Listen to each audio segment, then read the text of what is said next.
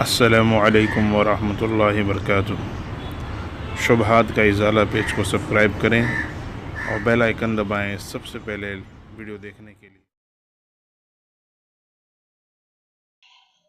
بسم اللہ الرحمن الرحیم۔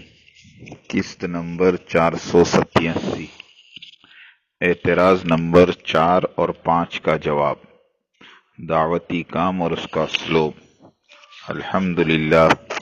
الحمدللہ وحدہ والصلاة والسلام علی من لا نبی بعدہ، اما بعد۔ حضرت موسیٰ علیہ السلام کے واقعے میں مولانا سعد صاحب نے جو کہا تھا، کیا اس بات کو کسی اور نے بھی کہا ہے؟ کیا یہ کسی کتاب سے ثابت ہے؟ ہاں، کہا ہے، بہت سو نے کہا ہے، بہت سی تفاسیر، مثلا تفسیر ابن کثیر، تفسیر روح المعانی، تفسیر بیضاوی، تفسیر قرطبی، تفسیر مظہری، تفسیر کبیر علامہ رازی، تفسیر معرف القرآن، اسی طرح اردو، عربی، فارسی کی اور بھی بہت سی تفاسیر میں ہیں۔ اسی طرح جمہور علماء میں سے چاروں مسالک کے علماء اور تابعین، طب تابعین، یہاں تک کہ تفسیر ابن عباس میں بھی موجود ہے رضی اللہ عنہما۔ ان تمام تفاسیر میں وہ واقعہ موجود ہے، نفس واقعہ اور اس کا ترجمہ ایک ہی ہے، مگر تفسیر ہر مفسر کی الگ رنگ میں ہوتی ہے، انداز بیاں اپنا اپنا ہوتا ہے۔ مثلا مشہور تفسیر معرف القرآن اور ابن کثیر دیکھیں، دونوں کا رنگ الگ الگ ہے۔ معرف القرآن میں فقہی پہلو غالب ہے اور ابن کثیر تو تفسیر بالحدیث ہے اور تاریخ و واقعات کا مجموعہ ہے۔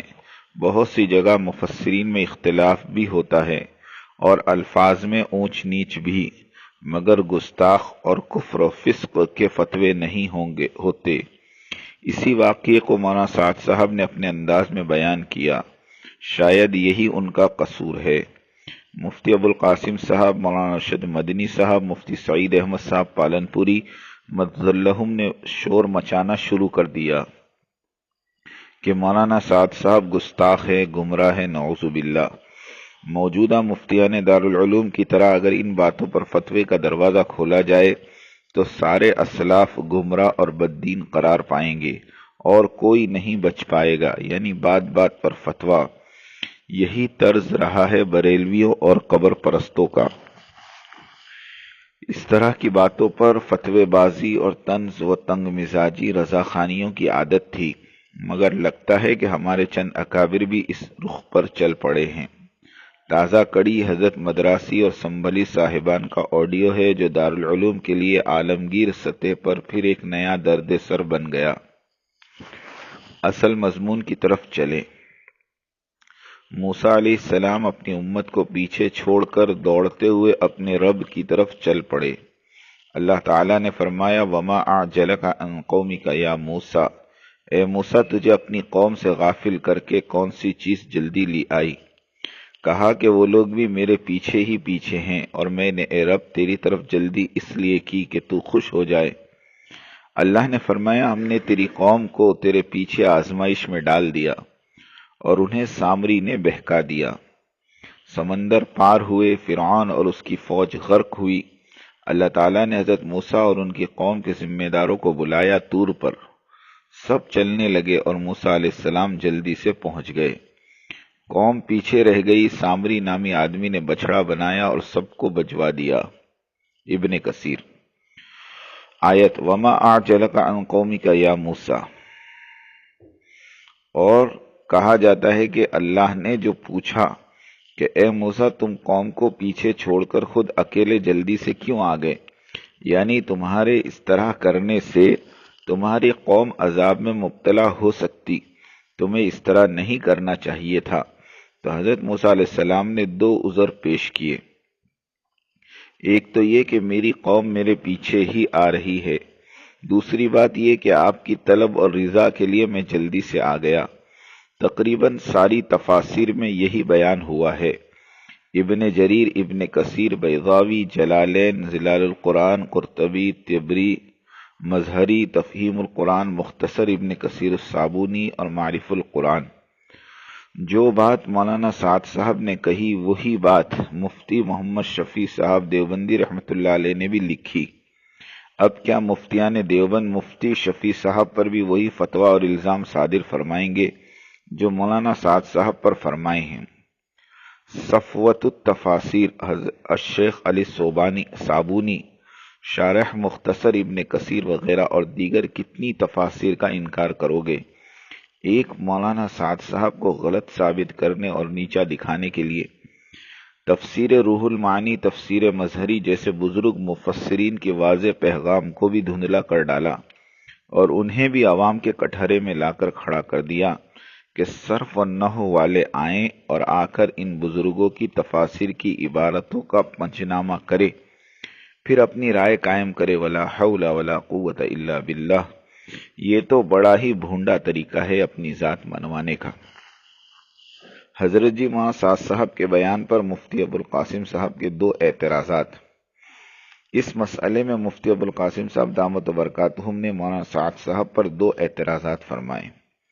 نمبر ایک یہ کہ قوم بنی اسرائیل مشیت الہی سے گمراہ ہوئی، موسیٰ علیہ السلام کے چھوڑ جانے سے نہیں، اور جو لوگ یہ تفسیر بیان کیے ہیں کہ قوم بنی اسرائیل کی گمراہی موسیٰ علیہ السلام کی مفارقت سے ہوئی، وہ تفسیر ہماری نظر میں مرجوح ہے۔ نحوی ترتیب ملاحظہ ہو، وما اعجلک عن قومک میں ما انکاری ہے، استفہامی نہیں، یعنی آپ نے پہنچنے میں جلدی کیوں کی، یعنی جلدی نہیں کرنا چاہیے تھی، یہی حرف ما۔ وما تلک بیمینک یا موسیٰ میں بھی ہے، وہاں استفہامیہ ہے، یعنی تمہارے سیدھے ہاتھ میں کیا ہے۔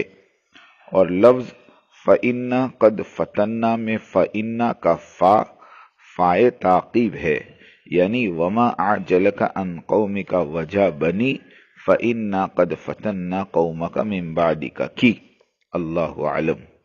دوسرا اعتراض یہ فرمایا کہ قیام طور کے زمانے میں تبلیغی عمل مفقود رہا جس کی وجہ سے قوم گمراہ ہوئی، یہ کہاں لکھا ہوا ہے؟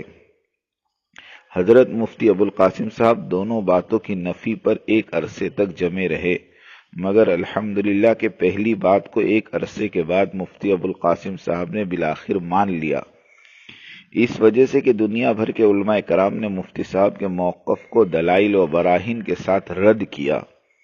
اب رہا دوسرا اعتراض کہ قیام طور کے درمیان موسیٰ علیہ السلام سے دعوتی کام نہ ہو سکا۔ اس مسئلے میں مفتی صاحب ایک غیر منطقی سوال کرتے ہیں کہ قیام طور کے زمانے میں حضرت موسیٰ علیہ السلام نے دعوتی کام نہیں کیا، یہ کہاں لکھا ہوا ہے؟ اس کا سیدھا سا جواب ہم نے اپنی گزشتہ قسطوں میں بھی دیا تھا اور آج پھر ہم اسے دہراتے ہیں، وہ یہ کہ فرض کر لے کہ اگر حضرت مفتی ابوالقاسم صاحب نے حج کے لیے 6 ہفتے کی چھٹی لی اور حرمین میں تشریف فرما رہے اور دارالعلوم کا آفس بالکل بند رہا اور وہاں 6 ہفتوں تک کوئی کام نہیں ہوا، اس لیے کہ ایک ہی وقت میں مفتی ابوالقاسم صاحب دو کام کیسے بجا لا سکتے ہیں؟ اب اگر کوئی دوسرے مفتی صاحب یہ دعویٰ کرے کہ خبردار، اگر کسی نے یہ کہا کہ دوران حج مفتی صاحب کا آفس بند رہا اور مفتی صاحب نے اپنا کام نہیں کیا تو ہم اسے الزام تراشی کہیں گے۔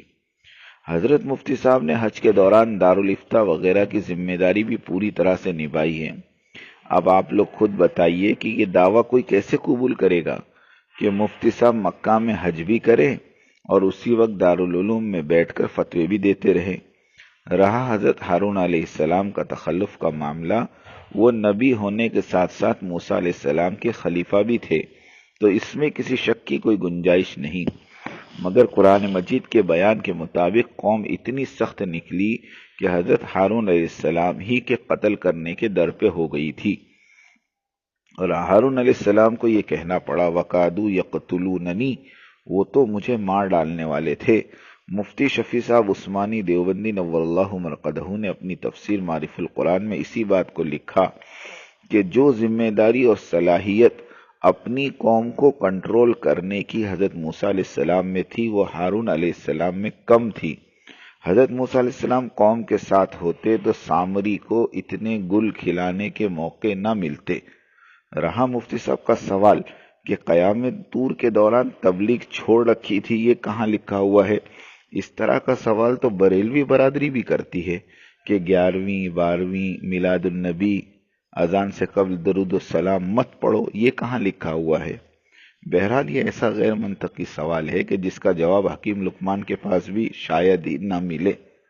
رہی بات قدرت کی کہ تکوینی نظام کی کہ اللہ نے حکم دیا تھا کہ طور پر آؤ اور یہاں رہو وغیرہ، تو یہ نظام تکوینی کو اس قضیے سے جوڑ کر اپنی بات منوانا منطقی دلیل تو ہو سکتی ہے، مگر شرعی دلیل ہرگز نہیں بن سکتی۔ ہمیں پوری امید ہے کہ جس طرح حضرت مفتی صاحب پہلے اعتراض سے صرف نظر فرما چکے ہیں، اسی طرح اس دوسرے اعتراض پر بھی نظر ثانی فرمائیں گے۔ لطیفہ: اہل علم نے اس قصے طور سے مثبت نتیجہ اخذ کرنے کے لیے ہر طرح سے تعویلیں کی، لیکن قرآنی فیصلے کے سامنے کسی کی کیا چلے؟ ان الظن لا یغنی من الحق شیئا، حق بات کے سامنے تعویلات کی کوئی وقت باقی نہیں رہ جاتی۔ اعتراض نمبر 5، خلاف معمول حضرت محمد صلی اللہ علیہ وسلم کا ولیمہ۔ اصلی روایت ملاحظہ فرمائیں۔ انس ابن مالک رسول اللہ صلی اللہ علیہ وسلم نے زینب بنت جہش رضی اللہ تعالی عنہ کا ولیمہ خلاف معمول بکری سے کیا۔ کھلی الزام تراشی۔ مفتی زید صاحب مجزلہ رقم تراز ہیں کہ حضرت مولانا سعد صاحب حفظہ اللہ کاندھلوی نے انتہائی جرأت کا مظاہرہ کرتے ہوئے کہا کہ آپ نے تمام ازواج مطہرات سے شادی کی تو ولیمے میں کھجور، پنیر یا اس جیسی چیزوں پر اکتفا کیا، سوائے ایک بیوی کے، حضرت زینب بنت جہش رضی اللہ تعالیٰ عنہ کہ ان کے ولیمے میں بکری ذبح ہوئی، گوشت روٹی کھلائی گئی اور آپ صلی اللہ علیہ وسلم معمول سے ہٹ گئے۔ مفتی زید صاحب نے اپنے اس الزام کو درست ثابت کرنے کے لیے کئی چند کتابوں کے حوالے بھی دیے، جن میں سے اکثر کتب متاخرین علماء کرام کی ہے، اور کوشش اس بات کی گئی ہے کہ یہ ثابت کیا جائے ہر اہلیہ محترمہ کے ولیمے میں اسی طرح کی بکری ذبح ہوئی اور ولیمہ کیا گیا، اور رہا چھوارے تقسیم کرنا تو یہ نکاح کے وقت کا عمل ہے، ولیمے کا نہیں، وغیرہ وغیرہ۔ مفتی زید صاحب کا یہ زعم یا تو دلائل کی خوش فہمی کی بنا پر ہے یا تو بغض معاویہ کی طرح بغض سعد کی وجہ سے ہے۔ مفتی زید صاحب دراصل اس جرات کا مظاہرہ مولانا سعد صاحب نے نہیں کیا، بلکہ حضرت انس ابن مالک رضی اللہ تعالیٰ عنہ نے کیا ہے۔ امام بخاری رحمۃ اللہ علیہ نے حضرت انس رضی اللہ تعالیٰ عنہ کی روایت کو یوں بیان فرماتے ہیں، حضرت انس ابن مالک رضی اللہ عنہ فرماتے کہ میں نے کبھی نہیں دیکھا کہ اللہ کے رسول نے کسی بیوی کے ولیمے میں ایسا اہتمام کیا ہو جیسا کہ حضرت زینب بنت جہش کے لیے کیا۔ اللہ کے رسول نے ان کے لیے بکری ذبح کر کے ولیمہ کیا۔ امام بخاری نے روایت اپنی صحیح میں شامل کی ہے۔ آپ کی صحیح کو خود آپ کی زبان مبارکہ سے 90,000 محدثین نے سنا ہے۔ سب نے دیگر احادیث بخاری کی طرح اس حدیث انس کو بھی محفوظ کیا، کسی نے سینے میں تو کسی نے کاغذ پر۔ امام بخاری نے اس روایت پر بام باندھا ہے، ایک بیوی کے لیے دوسری بیوی سے بہتر ولیمہ کرنے کا بیان۔ مفتی زید صاحب بصد احترام آپ کا یہ اعتراض مولوی سعد صاحب پر کم اور حضرت انس ابن مالک رضی اللہ تعالیٰ عنہ اور دیگر اسلاف پر زیادہ نظر آیا۔ کتمان حق کے مظاہرے کے لیے مولانا سعد صاحب کاندھلوی کی ذات کو بہانہ بنایا اور مولانا سعد کے ذریعے صحابہ اور محدثین پر اعتراض کا تیر داغا۔ معمول سے ہٹنے ہی میں نبیوں کی پہچان ہوتی ہے۔ معجزات، خرق عادات، واقعات، یہ سب کچھ معمولات سے پرے ہوتے ہیں۔